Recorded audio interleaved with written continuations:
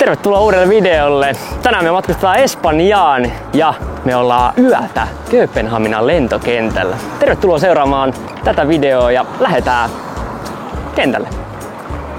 Lähdetään ensimmäiseksi droppaamaan laukku tähän ja sitten lähdetään kauppaan ostaa vähän evästä, koska mulla on pari jippoa, miten me selviydytään tosta yötä lentokentällä hommasta.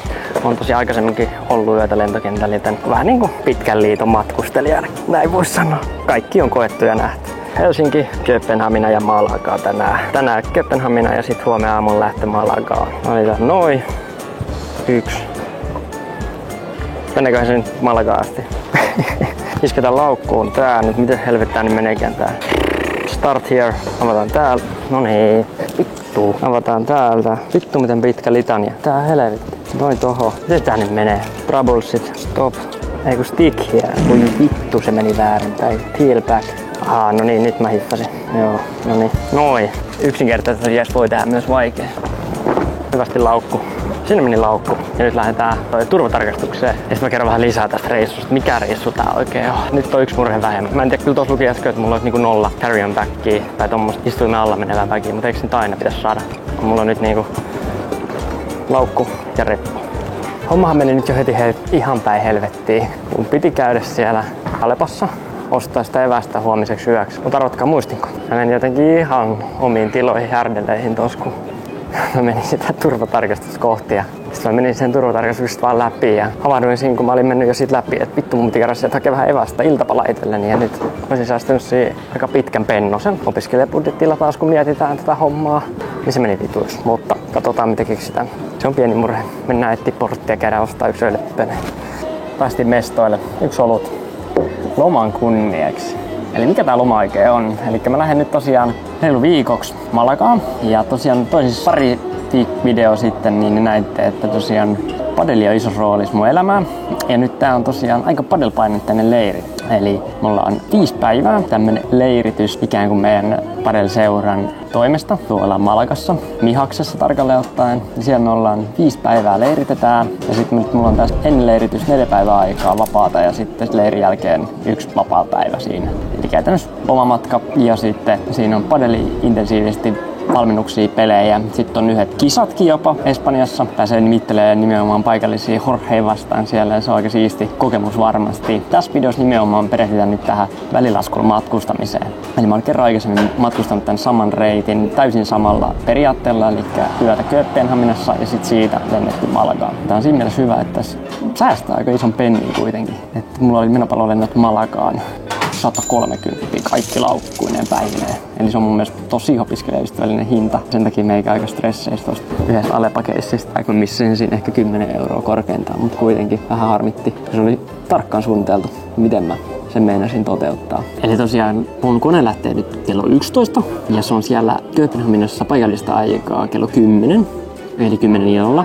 Ja sit siitä kello 6 aamulla lähtee sit kone Malagaan. Eli mulla on semmonen 8 tuntia, vähän vajaa 8, ehkä 7 tuntia Kööpenhaminan kentällä yöpymistä tiedossa.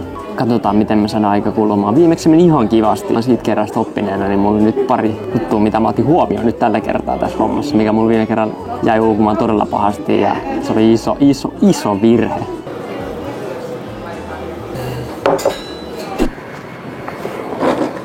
Ja syy sille, miksi tämä lento on niin halpa, on se, että tämmöinen lentoyhtiö kuin Scandinavian Airlines, eli SAS tuttavallisemmin, tarjoaa tämmöisiä youth-lippuja, eli tämmöisiä 25-vuotiaille tarkoitettuja lippuja, joista saa todella huokeita rahallisia etuja. Eli muun muassa tämäkin lippu, mikä oli 130, missä toki on muutama välilasku. Saa hinnoista todella paljon pois ja kaikkiin näihin hintoihin kuuluu aina kaikki laukut. Eli mullakin on nyt 1 tsekattu laukku, 1 tommonen pienempi laukku ja sitten toi reppu. Finskillä sama lento, sama aika.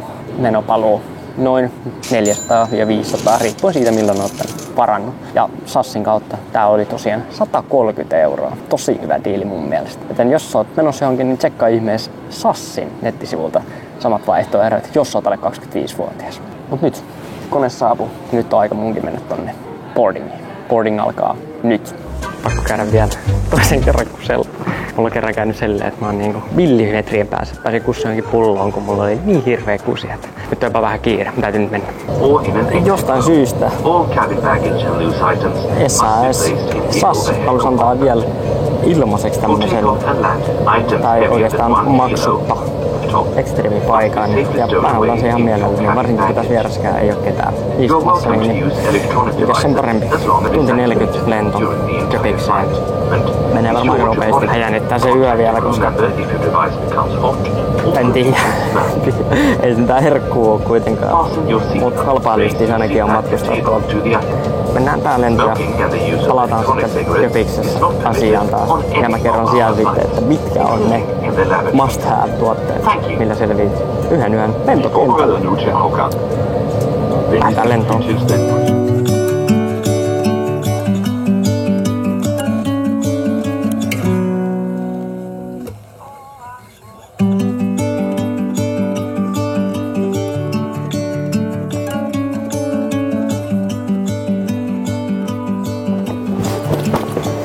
Ekaa kertaa ei ole kiire lentokoneesta yhtään mihinkään. Yes, thank you. Köpikseen päästy. Meni kyllä sairaan nopeasti toi lento. Täällä on siis kaikki auki vielä. Siis täällä on jengi niin pirusti joka suunnassa.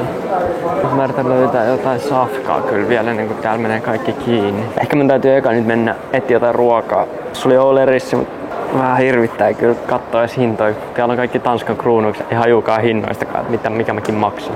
Pakko pysähtyä nopeasti katsoa, mitä tarkoittaa Tanskan kruunu.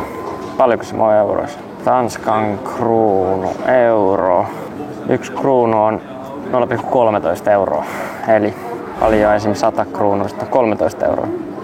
Aika arvokasta. Tässä oli joku hodariannos, se oli 75 Tanskan kruunua. 10 euroa! 10 euroa! En hodarista itse maksaa 10. Ja se on siis paha nyt tällä hetkellä se, että mä en tiedä sitä mun porttia. Miltä portit se lähtee se mun kone, Malagan kone, niin mä en tiedä yhtään mihin mun kannattaisi viedä mun laukku nyt seuraavaksi. Tai siis mun punkka. Mun yösija. Missä mun majoitus on. Ainakin kone on aikataulu boarding time 5:55. 5:06. Ja kello on nyt 21:48 paikallista aikaa. Eli tästä on nyt semmonen reilu 8 tuntia siihen, että mun kone lähtee. Mut pakko on saada kyllä tää ruokaa, koska muuten tulee ihan järkyttävän nälkä. Tuli kallis hassi siitä Alepasta. Ehkä. Käydään katsoa.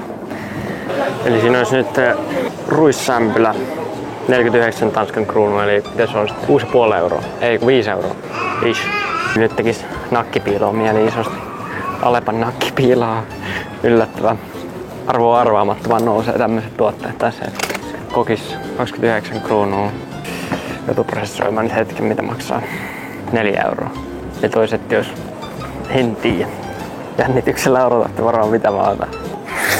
Vitun nakkipiila. Hi, this not...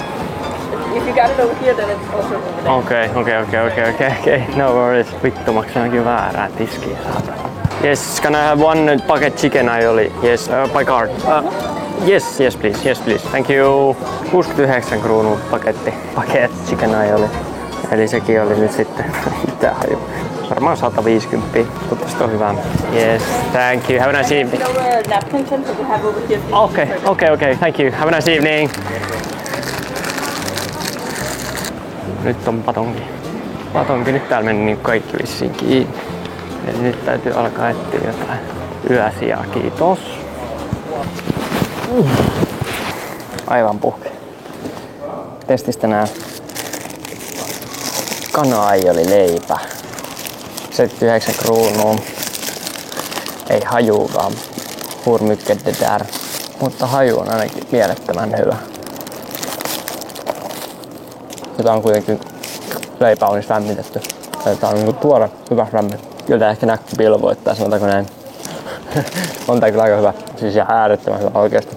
Kanaa, aioli ja sit mitä tää on tässä. Nyt on 5/5. Ehkä harkitsee jopa aamupalaksi hakemista tätä samaa. On meinaa ihan törkyisen hyvää. Mä syön nyt tän patungin ja sit mä lähdin tutkimaan tätä lentokenttää vähän, että mihin mun kannattais mennä.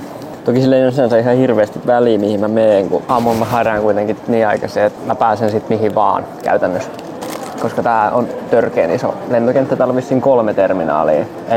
Ei terminaalia, mutta 5 tommoista aluetta A, B, C, D, E, F. Mä teen tässä taustatyötä tässä ja mä tutkin tämän päivän Malagan koneet, mitkä Sassi on lentänyt täältä Kööpenhaminasta. Ja kaikki on lähtenyt portilta B6. Ja arvatkaa, minkä portin vieressä mä oon tällä hetkellä syömässä. P6 tossa. Eli aikamoinen tsägä. Tehdään ehkä semmonen liike, että me mennään etsiä tästä jostain läheltä joku hyvä spotti. Tässä on tärkeää nyt huomioida tässä lentokentällä olemisesta, että tännekin on selkeästi tehty muutoksia viime vuodesta, koska täällä on nyt tämmöiset ihan ultimaattisen paskat nukkumapaikat periaatteessa. On rakennettu, nää on hirvityksiä. Ne on kivoja päivällä, kun sä venaat konetta. Tommonen käsinoja ja tommonen pikku spotti välikkö tossa 2 penkin välissä. Mutta ootte koskaan miettinyt, että jos nukutte täällä, niin se ei ole hirveän hyvä juttu, koska siinä ei pysty nukkumaan nyt, koska siinä on toi käsinoja ja toi spotti, joten toi on maailman epämukavin nukkuu. Ja viime vuonna täällä oli semmoset superhyvät penkit, missä sai vielä säätää sitä, että tavallaan että siellä on semmosia liikuteltavia sohvapaloja ikään kuin. Se oli ihan täydellinen. Nyt tää ei välttämättä ole se paras mahdollinen tilanne, mutta mä lähden ehkä vähän nyt tutkimaan tätä aluetta, kartoittaa tätä aluetta, että mihin täällä kannattaisi nyt mennä. Bingo. Nyt se löytyi. Täydelliset sohvapaikat. Ei ollutkaan. On täydelliset sohvapaikat. Siinä on pitkä pätkä ilman käsinojia. Ei kyllä olekaan. Ei kyllä olekaan vielä. Vittu, ei löytynyt vieläkään. Mä oon melkein suhannut kokonaan tän A-terminaalin, vai mikä helvetti tää nyt onkaan tästä läpi. Toi näytti jo hyvältä. Näytti jo hetki aikaa helvetin hyvältä. Mut hei, liikaa käsinojia. Jatketaan vielä tänne Aan perälle ja katsotaan, jos täältä löytys. Oho, aika makeen näköinen. Ihan siisti. Terve. Täällä on pakko olla jotain hidden gemeä, kun tää on näin hieno. Mitä helvettiä? Sitä on hauskaa, että on hieno. What the fuck?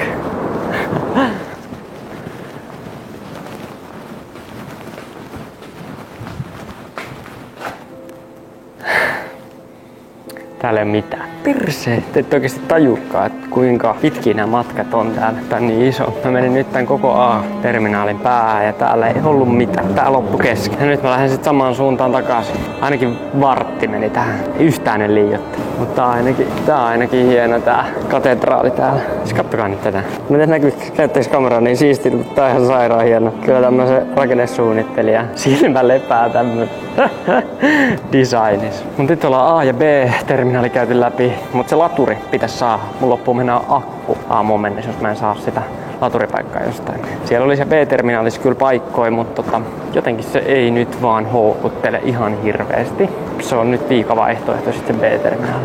Oli se parempi kuin tää. Fuck! Fy fan! Niin kuin ne täällä Tanskassa sanoo.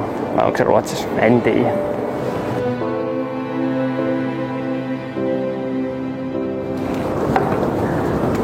Tietenkö en välttämättä sanoisi, että usko loppuu, mutta on kierrellyt ja kaarellut täällä ympäri ämpäriä. Ei löydy nyt sitä sweet spottia niin sanotusti. Lähdetään nyt, mä menen ehkä seuraavaksi sinne C-hen, koska se kuulosti jotenkin tutulta, että siellä olisi voinut olla se, missä mä viime vuonna olin. En tarkalleen muista sitä mun keittiä, missä mä viime vuonna olin. Mä lähden sinne C-terminaaliin nyt seuraavaksi tästä. Vamos. Bingo! Pitkän ja tuskallisen kävelyreissun jälkeen mä löysin sen. Katsotaan tätä. Etkö ole vakuuttunut vai? No, anna kun mä esittelen sulle tän nopeasti. Eli siitä löytyy pääsia. Siihen saa hyvin tyynyn ja reput ja kaikki siihen viereen. Silleen, ettei tarvitse pelkää, että joku pöllii niitä. Ja sitten mikä tästä tekee uskomattoman hyvän, on tämä liikuteltava tommonen podi. Eli ton saa siirrettyä tohon ja sit siitä tulee tavallaan makualusta. Eli me saadaan tähän full flat bed.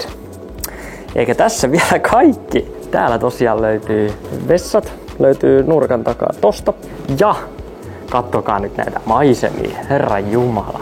360 lentokenttä, view, lentokoneet joka puolella. Sinnekin tulee just taustalle. Oisko A320 tulee tuonne taustalle. Tämmöiselle lentokonefriikille tämähän on mitä mielettömin nukkumapaikka. Ja täysin ilmaiseksi. Ootko nyt jo vakuuttanut tästä koko hommasta? Nyt kun ollaan päästy tänne asti, niin seuraavaksi mä aion esitellä tärkeimmät jutut, mitä tässä lentokonetta majoittumisessa kannattaa ottaa huomioon. Anna mä näytän sulle. Tuli niin hiki, että piti vähän keventää tässä välissä. Mutta vaikka ei ihan uskois, tällä hetkellä tuntuu todella tarpeettomalta tää juttu, minkä mä seuraavaksi tuun näyttää teille, mikä on erittäin kriittinen tämmöisessä lentokenttämajoituksessa. Lähdetään yhdestä tärkeimmästä hommasta kuitenkin riikkeelle. 2 asiaa, mitkä on ihan ultimaattinen go-to. Se on tietenkin tää niskatyyny. Tästä saa tehtyä tosi hyvän tyynyn itselleensä. Ja oikea tapahan muuten lentokoneessa on pitää näin päin. Tiesit sä? Nyt tiedät senkin. Travel hacks. Sitten se tärkeä, mikä tällä hetkellä ei tunnu yhtään missään nimessä edes validilta ajatukselta, on tämä untuva takki, eli untsikka. Lentokentällähän on todella kylmä. Tällä hetkellä ei tunnu siltä, koska mä oon nyt ravannut joku 1,5 kilometriä tätä ympäri tätä lentokenttää. Ja mä oon vähän jopa hiestä märkä tällä hetkellä. Untsikka erittäin tärkeä. Aamulla kun heräät tosta ja sulla on hädituskin mitään päällä, niin voin sanoa, että on aivan vitun perseestä herätä. Joten sen takia untuva takki erittäin hyvä valinta. Voi käyttää myös esimerkiksi vaikka peittona. Toimii hyvin. Eli tärkeimmät niskatyyny ja untuva takki. Aikamoiset. Niksi pirkattaa iltaa. Mutta seuraavaksi mä ajattelin rakentaa nyt tän nukkumapaikan tähän ja valmistautuu laittaa silmiä kiinni. Yksi iso miinus tässä on kuitenkin tässä hommassa. Se, että meillä ei ole laturipaikkaa täällä ollenkaan. Eli me ei saada ladattua sitä puhelinta nyt. Ja se mua vähän huolettaa, että jos mulla loppuu akku ja mulla on herätyskello, että mitä helvettiä tässä käy. Mutta täytyy sanoa, että en usko, että täällä on heräämättä, koska täällä tulee varmaan videon jälkeen olemaan aikamoinen härdelli taas ja täällä alkaa kaikennäköisiä meteleitä kuuluu ja siivoajat tulee sun muuta, niin herätyskello tulee kyllä ihan omasta takaa muutenkin. Mä alan nyt valmistautua vähän tohon sängyn tekemiseen. Kello on nyt 23.16. Varti yli 11 kello. Voilà! Täysmittainen sänky, 80 senttiä leveä, 200 pitkä. GN. Kävin äsken peseen hampaat. Laitoin herätyskellot 4:30 ja 5 välille sillä akselille. Ja nyt mä aion mennä nukkumaan. Pistän silmät kiinni. Katsotaan saanko nukuttuu. Mut ei siinä. Hyvää yötä. Me nähdään aamulla. Katsotaan millainen kuosi. Aamulla. Hyvää yötä. Good morning, Vietnam!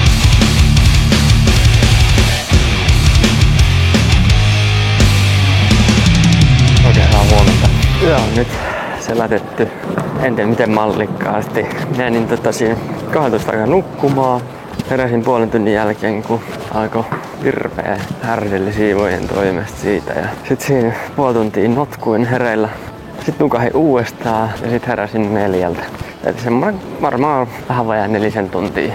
Ehkä 3 tuntia realistisempi ollaan nukuttu. Ja heräsin siihen, kun sen mun portin ihmiset alkoi valua siihen, niin eiköhän enää nukkuu siinä sitten yhtään enempää.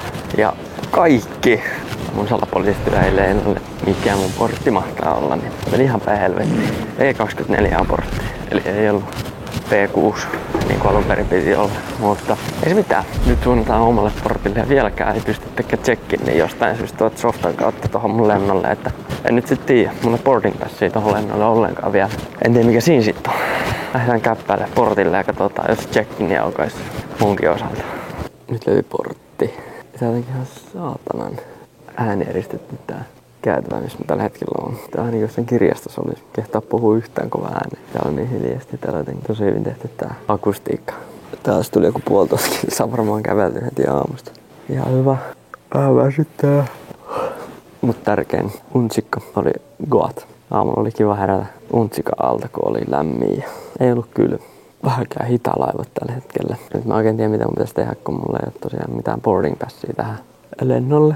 Mä yritin tutkia, mutta ei mistään löydy mitään. Miksei mulla on boarding passia. Mulla on niinku paikkavaraus kyllä, mutta mulla ei ole boarding passia. En tiedä. 3 tuntia 50 minuuttia Malakaa. Ei paha. Toivottavasti koneessa väsyttää vielä tunnin päästä. Voitte kertoa mulle, että onko tää vörtti vai ei. Tässä säästi nyt niin kuin 300 €. Ja tällä hetkellä tuntuu helvetin hyvältä säästöltä, koska nyt se on ohi. Pahin vaiheeni toi nukkuminen. Mutta kyllä mä sanon, että iltasella kun kellot tikittää ja tajut, että sä et sä nukku käytännössä yhtään jossain penkillä vaan, niin siinä vaiheessa ei tunnu niin hyvältä. Mutta about 300 € säästin tässä nyt ja sillä sanoin. Espanjassa maksaa olut noin €0,5, niin ehkä 600 bissejä sillä hinnalla sitten esimerkiksi. Ja 300 € on kyllä hyvä säästö. Kyllä mä sanon, että on silti vörtti. 200 tai 100 € siltä välillä, niin sit miettisin jo, onks vörtti. Tää on hyvä. 300 € kuitenkin.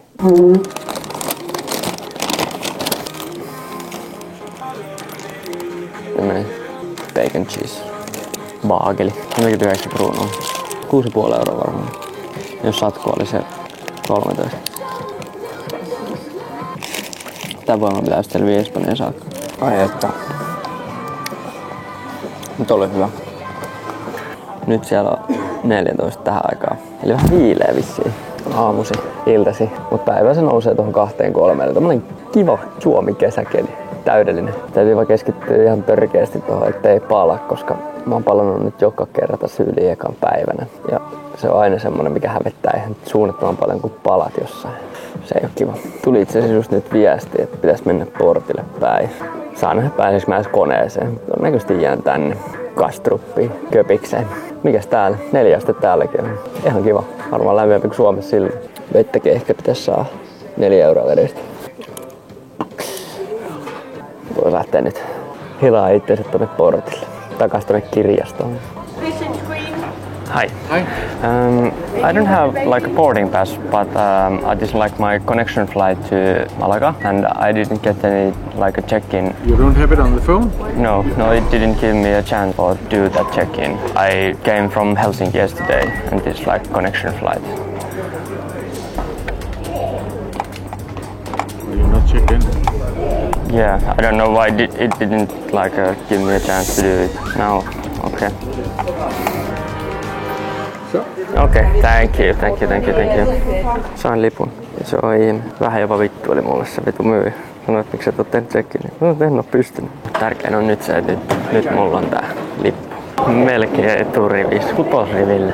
Suoraan koneeseen, eka lento tällä koneella. 320 lennetään. Tuttu ja turvallinen viime vuonna.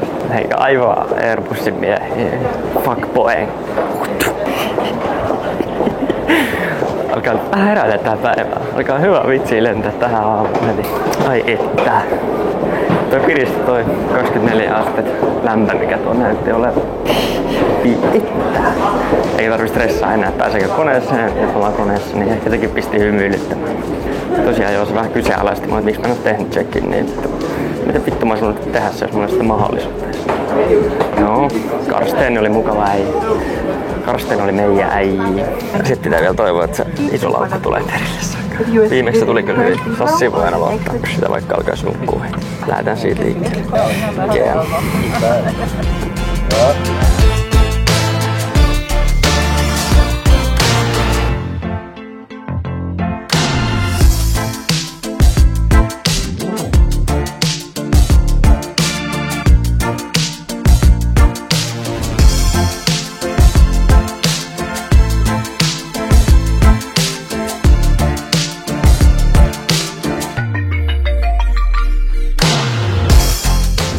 Ja näin, 15 tuntia matkustamista myöhemmin me ollaan saavuttu Fuengirolaan. Seuraavaksi äsken käytiin suihkussa, ehkä seuraavaksi otetaan pikku päikkärit ja sitten aletaan nauttia lomasta. Kiitos kun katsoit tämän videon ja me nähdään ensi videossa.